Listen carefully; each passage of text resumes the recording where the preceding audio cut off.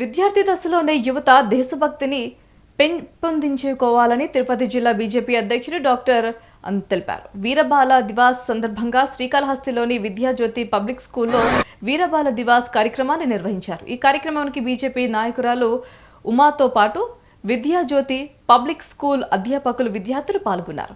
జనవరి 9, 2022లో వీరబాల దివాస్ను నిర్వహించాలని కేంద్ర ప్రభుత్వం గెజెట్ నోటిఫికేషన్ జారీ చేసిందని గుర్తు చేశారు.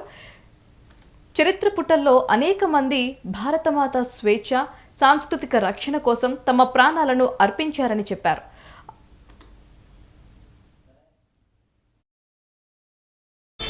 మాతాకి జై, వందే మాతరం, వందే మాతరం, వందే మాతరం. ఈ విద్యాజ్యోతి పిల్లలకి, యజమాన్యానికి, ఉపాధ్యాయులకి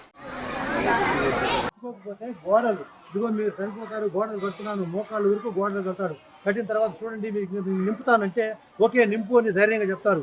ఇక్కడ వరకు పూర్తిగా నింపేసినా కూడా అట్లే సజీవ వాళ్ళు అప్పుడే చెప్తారు భారత మాతకు జై అంటారు తప్ప నేను మతం మారను, నేను హింసకు నేను సిద్ధంగా లేను, మీరు ఏమైనా చేసుకోండి, నా ప్రాణం పోయినా పర్వాలేదు, కానీ మేము ఈ దేశాన్ని విడిచిపెట్టి మారము అని వాళ్ళు చెప్పడం జరుగుతుంది.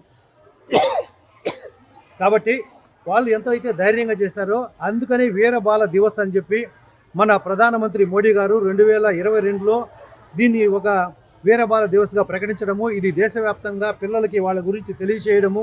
ఎవరైతే ఈ దేశంలో ఎంతోమంది సాహస వీరులు ఉన్నారు, ఎంతోమంది గొప్ప వాళ్ళు ఉన్నారు, చరిత్రకారులు ఉన్నారు, చరిత్ర రాసిన వాళ్ళు, తిరగ రాసిన వాళ్ళు ఎంతోమంది ఉన్నారు, వాళ్ళ గురించి మనం తెలుసుకోవాల్సినటువంటి అవసరం కూడా ఉందని చెప్పి మీకు తెలియజేసుకుంటూ ఈ వీరబాలలు దివస్గా పంజాబ్లో సర్హింద్ అనే ఒక నగరంలో పట్టణంలో ప్రతి సంవత్సరము డిసెంబర్ 21 నుంచి 27 వరకు వాళ్ళకి సంస్మరణ దివనాలు అని చెప్పి అక్కడ చేయడము, వాళ్ళ గురించి తెలుసుకోవడము, ఈ దేశానికి వీళ్ళకి స్ఫూర్తి అని చెప్పి తెలియజేయడం కూడా జరుగుతుంది.